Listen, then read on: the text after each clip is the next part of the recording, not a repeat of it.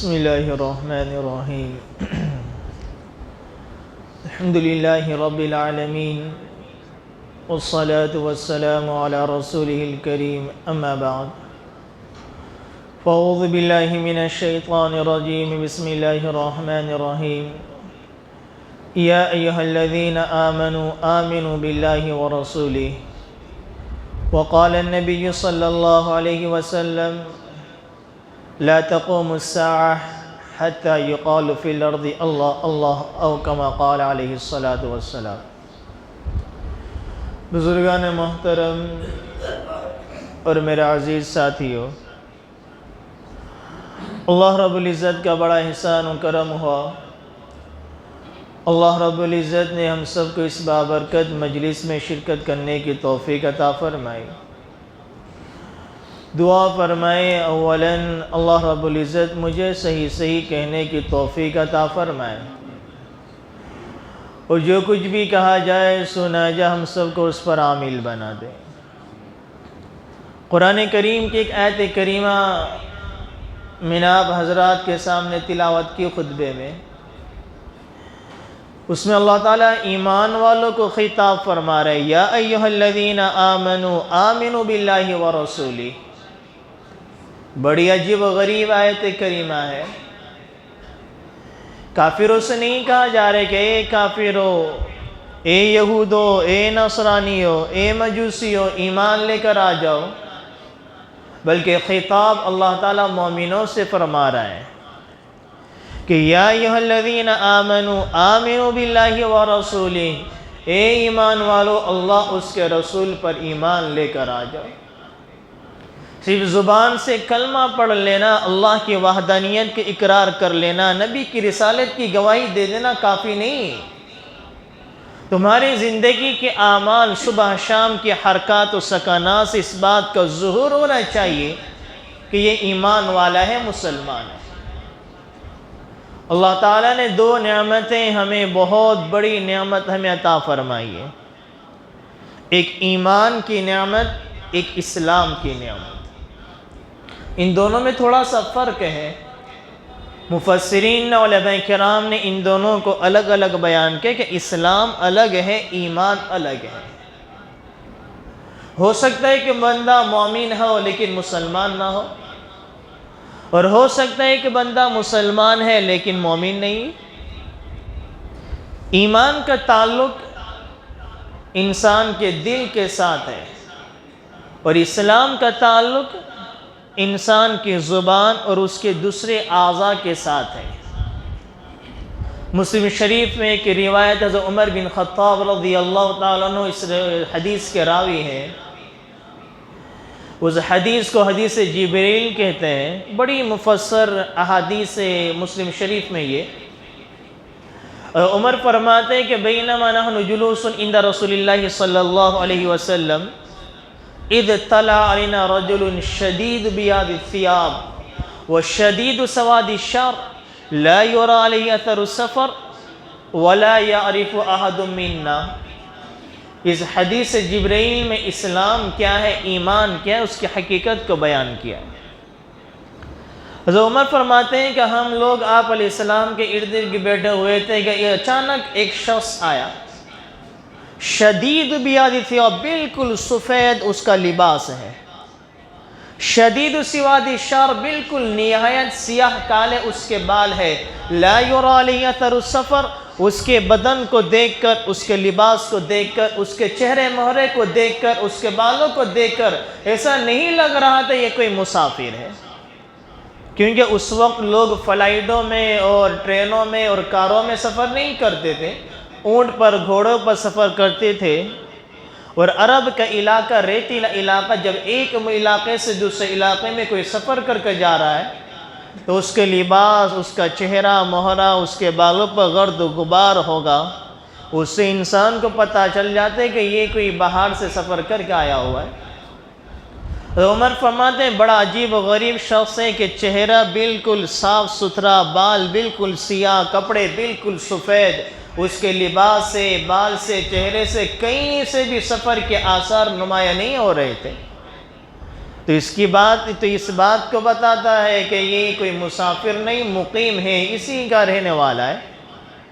لیکن یہ بھی بڑی عجیب و غریب بات ہے کہ وَلَا يَعْرِفُ أَحَدٌ مِّنَّا، کہ ہم میں سے کوئی شخص کو جانتا بھی نہیں ہے، نہ مقیم معلوم ہوتا ہے نہ مسافر معلوم ہوتا ہے۔ حتی جلس الی النبی صلی اللہ علیہ وسلم فَاسْنَدَ رُكْبَتَيْهِ إِلَى رُكْبَتَيْهِ، اور وہ آیا، قریب ہوا ہمارے نبی کے، اتنے قریب ہوا کہ ہمارے نبی کے پاس بیٹھا اور اپنے گھٹن کو ہمارے نبی کے گھٹنے سے ملا کر بیٹھ گیا۔ وَوَضَعَ كَفَّيْهِ عَلَى فَخِذَيْهِ، اور ایک محدثین فرماتے ہیں، اس کا ترجمہ ایک یہ فرماتے ہیں اس نے اپنے ہاتھوں کو اپنی ران پر رکھ دیا، اور ایک ترجمہ محدث یہ بھی فرماتے ہیں کہ اس آنے والے شخص نے اپنے ہاتھ کو ہمارے نبی کے گھٹن پر رکھ دیا اور فرمایا کہ آپ مجھے بتائیے مل اسلام یا رسول اللہ، اسلام کسے کہتے ہیں؟ ہمارے نبی نے فرمایا ان تشہد لا الہ الا اللہ وان محمد رسول اللہ وتقیم الصلاة وتؤتی الزکاة وتصوم رمضان وتحج البیت ان استطعت الیہ سبیلا، کہ اسلام کسے کہتے ہیں؟ کہ اللہ کی وحدانیت کے اقرار کرنے والا ہو، نبی کی رسالت کی گواہی دینے والا ہو، نماز پڑھنے والا ہو، رمضان کے روزے رکھنے والا ہو، وَتُقِيمَ الصَّلَاةَ وَتُؤْتِ الزَّكَاةَ زکوٰۃ دینے والا ہو، حج کرنے والا ہو، اپنے اللہ نے مال دیا ہے، وسعت دی ہے، طاقت دی ہے تو اللہ کی راہ میں بیت اللہ کا حج کرنے والا ہو۔ فرمایا صدقت، آپ نے سچ فرمایا۔ حضرت عمر فرماتا ہمیں بڑا تعجب ہوا کہ سوال بھی کرتا ہے اور تصدیق بھی کرتا ہے۔ پھر دوسرا سوال پوچھا کہ مل ایمان یا رسول اللہ، ایمان کسے کہتے ہیں؟ آپ نے فرمایا ان تؤمن باللہ وملائکتہ وکتبہ ورسلہ والیوم الآخر، آپ نے ایمان کی باتوں کو بتایا۔ تو ایمان نام دل سے اللہ اس کے رسول کو ایک ماننا، قیامت کو سچا جاننا، جنت و جہنم کو برحق سمجھنا، اس کا نام ایمان ہے۔ ان کا تعلق قلب کے ساتھ ہے، اور زبان سے اس بات کا اقرار کیا جائے،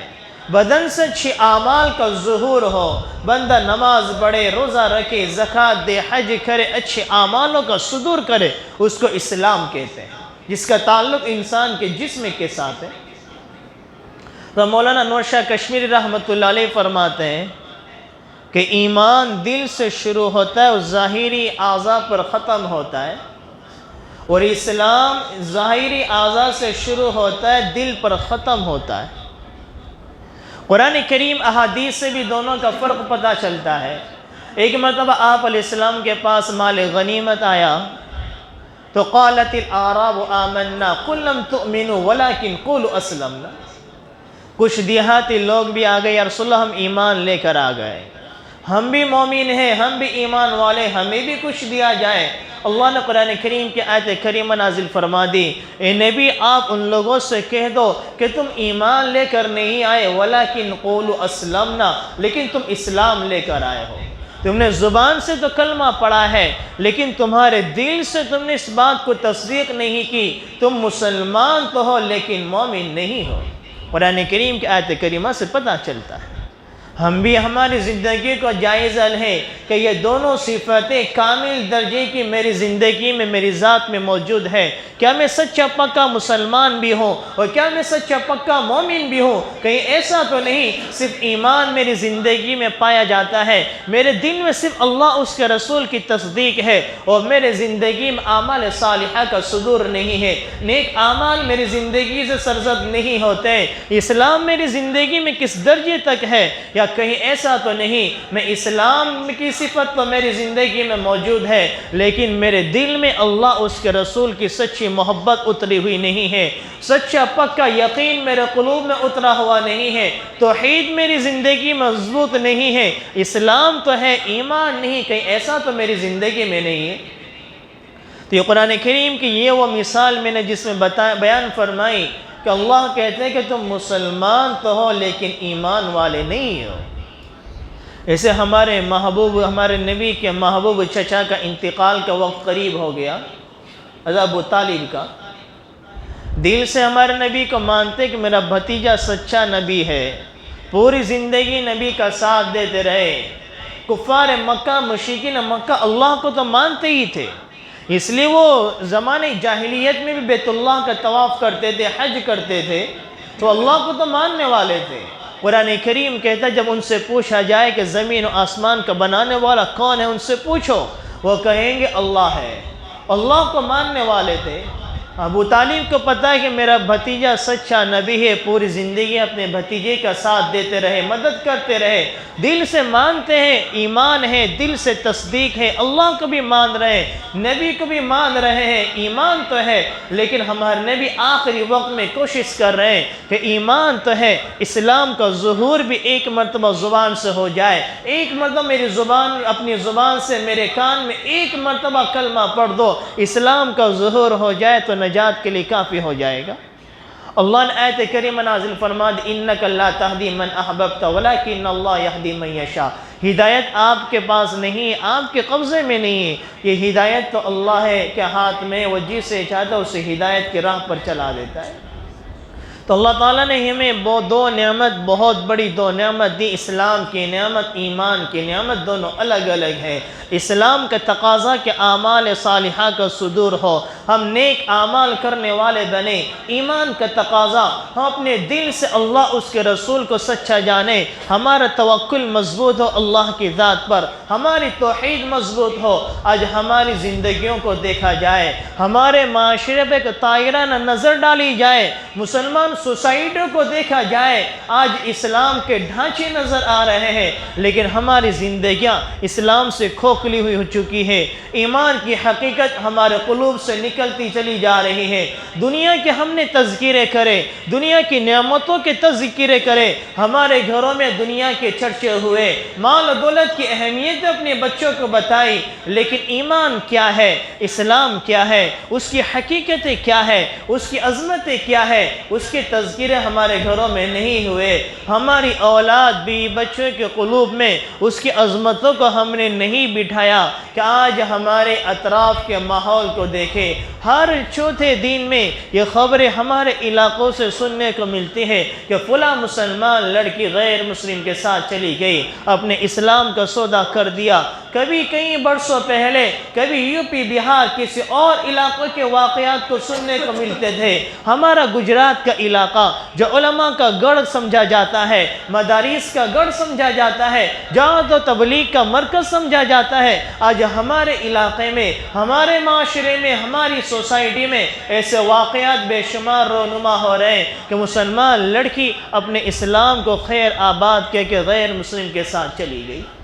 اور ہم سب اس پر مطمئن ہیں کہ یہ واقعہ تو پڑوس کے محلے میں ہوا، یہ بازو والے کے گھر میں ہوا، یہ میرے مکان میں کہاں ہوا، میرے گھر والوں میں کیا ہوا، لیکن ہمارے علاقے میں ہوا، ہمارے معاشرے میں ہوا۔ ہم نے اس کے لیے اپنے گھر والوں کے ایمان کی حفاظت کے لیے کیا فکری کی؟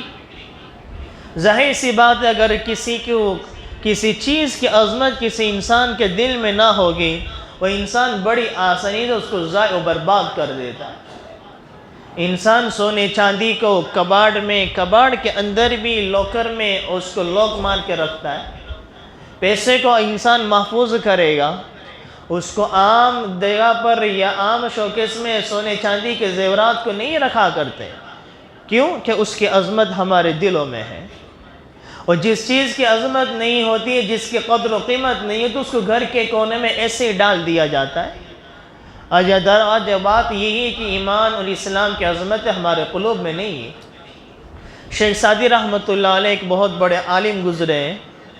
فارسی زبان میں بڑی بڑی کتابیں انہوں نے لکھی، گلستان، بوستان، کریمہ۔ علماء کرام ان کی گلستان کو فارسی زبان کی بخاری کہتے ہیں، اور آج بھی ان کی گلستان، بوستان، کریمہ جو فارسی زبان کے ہیں، آج بھی مدارس میں ان کی وہ کتابیں پڑھائی جاتی ہیں عالم کلاس کے درجوں میں۔ شیخ سعدی کے حالات میں ایک واقعہ نقل کیا جاتا ہے کہ وہ چھوٹے سے بچے تھے، ان کی ماں نے ان کو سونے کی انگوٹھی پہنا دی۔ جب وہ باہر گئے، بازار میں گئے، ایک ٹھگ نے ان کو دیکھا، چٹر نے اس کو دیکھا کہ بچہ ہے، چھوٹا سا بچہ ہے، سونے کی انگوٹھی پہنی ہوئی ہے۔ اس نے حضرت شیخ سعدی کو اپنے پاس بلایا اور اپنے پاس سے گڑ کی ڈلی شیخ سعدی کو کہا کہ اس کو اپنے منہ پر رکھو۔ انہوں نے شیخ سعدی نے گڑ کی ڈلی کو اپنی زبان پر اپنی منہ پر رکھا، ظاہر سی بات ہے وہ میٹھا ہوئے گڑ، اور بچے کو ایسے بھی میٹھی چیزیں پسند ہوتی ہیں۔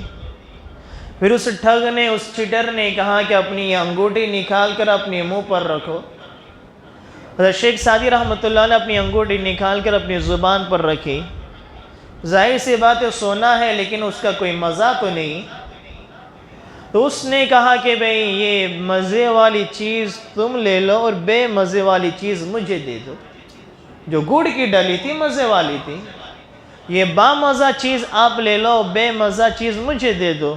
اور بچے کو تو کیا پتا کہ یہ انگوٹھی وہ ہے، اگر اس کو بازار میں بیچا جائے تو ایک گڑ کا پہاڑ کھڑا ہو سکتا ہے۔ اس بچے نے دے دی، اس کی عظمت اس کو پتہ نہیں تھا، وہ چھوٹی سی گڑ کی ڈلی کے بدلے سونے کی انگوٹھی اس کے ہاتھ میں دے دی۔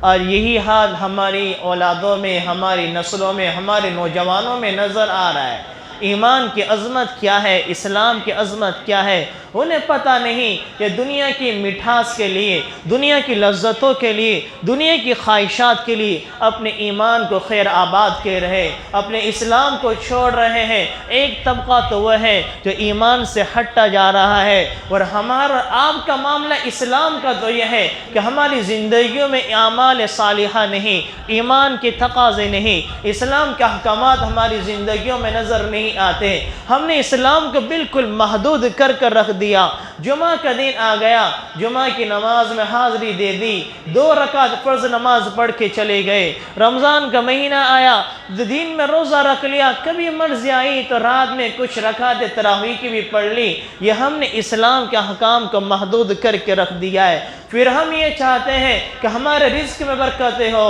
ہمارے کاروبار میں برکت ہو، ہمارا کاروبار فروغ ہو، ہمارا بزنس دن بدن بڑھتا چلا جائے، میری فیملی میں کوئی طرح کی تکلیف نہ آئے، میری اولادیں میری فرما بردار بن کے زندگی گزارے، میری بیوی بچے میری مان کر زندگی گزارے۔ ہم اپنے آپ کو تو دیکھیں کہ میں اپنے رب کی کتنی مان رہا ہوں، میں اس کے کس نے حکم کے مطابق کتنی زندگی گزار رہا ہوں، میرا اسلام کس سطح پر ہے، میرا ایمان کس سطح پر ہے۔ اور ہم یہ چاہتے ہیں کہ میری دنیا کی زندگی بہتر بن جائے تو بہتر بننے والی نہیں ہے۔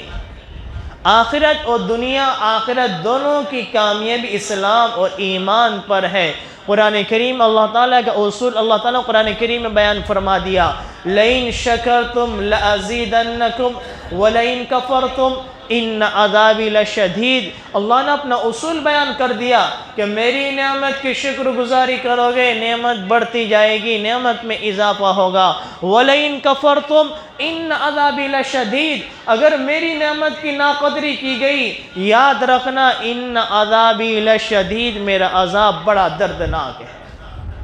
اور ہم سب جانتے ہیں کہ نعمتوں میں سب سے بڑی نعمت اسلام ایمان کی نعمت ہے۔ اگر ہم نے ان نعمتوں کی ناقدری کی، بہت ممکن ہے اللہ اس نعمت کو سلب کر لے کہ جب پیدا تو مسلمان کے گھر میں ہوا، جوانی مسلمان کے محلے میں گزری، پوری زندگی مسلمان کے معاشرے میں رہا، اور موت واقع ہوئی، اس پر نماز جنازہ بھی پڑھی گئی، مسلمان کے قبرستان میں دفن بھی کیا گیا، لیکن اللہ اس کے رسول کی فہرست میں اس کا شمار مومنین میں نہیں، مسلمانوں میں نہیں، کافروں میں لکھا ہوا ہے۔ اس کی وجہ یہ ہے پوری زندگی اس نے اسلام کی نعمت کی ناقدری کی، ایمان کی عظمت کی ناقدری کی، اللہ نے موت سے پہلے اس کی ایمان اسلام کی نعمتوں کو سلب کر لیا۔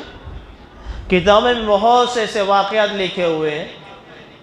بڑے بڑے عابدوں کے واقعات لکھے ہوئے ہیں کہ ایک وقت وہ تھا کہ عابد ہے، مستجاب الدعوات ہے، عبادت کے اس مقام پر پہنچا ہوا ہے جس کو مستجاب الدعوات کہتے ہیں، کہ جب بھی اللہ تعالیٰ کے سامنے ہاتھ اٹھائے اللہ ان کے ہاتھوں کو رد نہ کرے، عبادت کرتے کرتے اس مقام پر پہنچ گیا۔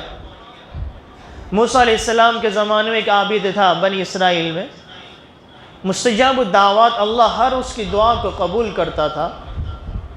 بنی اسرائیل کے کچھ لوگ اس کے پاس آئے، اسے مال و دولت سونے چاندی کی لالچ دی کہ اتنا تجھے مال دیں گے، سونا چاندی دیں گے، تیرے جب ہاتھ اٹھاتا ہے تیرے ہاتھ خالی نہیں ہوتے ہیں، تو موسیٰ کے خلاف بد دعا کر دے، تیرے سونا چاندی سے تیرے گھر کو بھر دیں گے، خوب مال و دولت تجھے عطا کریں گے۔ تھوڑی دیر سونے چاندی کی چمک دمک کو دیکھ کر، دنیا کی لالچوں کو دیکھ کر ان کی باتوں میں آ گیا، جس سے کہ آج کل ہم آتے ہیں کہ آج تھوڑا سا جھوٹ بول لیتے ہیں کاروبار میں، تھوڑا آگے پیچھے کر لیتے ہیں، بعد میں توبہ کر لیں گے، اچھی سی قیمت مل رہی ہے، بڑا منافع ہو رہا ہے، تھوڑا سا تو جھوٹ بولنا ہے، تھوڑا سا بات کو آگے پیچھے کرنا ہے، بڑا سا نفع ہو جائے گا، پھر بعد میں ہم توبہ کر لیں گے۔